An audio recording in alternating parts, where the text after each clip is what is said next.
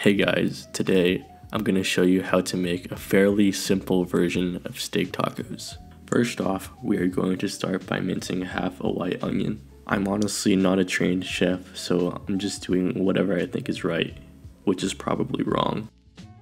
Try not to slice your finger open, which I may have almost done. Also, don't be afraid to shed a couple of tears while cutting this thing. Once you realize you've had enough crying for one day, place your minced onion into a bowl and clean up the big mess you've already made while cutting the onion. Next, we will finally chop cilantro. I personally don't like too much cilantro, but you can use as much as you like. Next, we will mince garlic and parsley for our steak marinade. The trick to getting the garlic peel off is to smash it against the table to loosen up the peel. Once we get that minced, add it to the steak marinade. This skirt steak will get a few tablespoons of olive oil and seasoned with a liberal amount of fresh ground black pepper and sea salt. Don't be afraid to get your hands in there and scoop some of that extra garlic and parsley onto the steak. Also, make sure to push the mess off the table for someone else to clean up. We are going to let this marinate for about an hour in the fridge.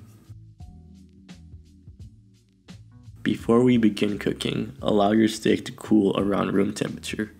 This will help prevent the meat fibers from tensing up during cooking.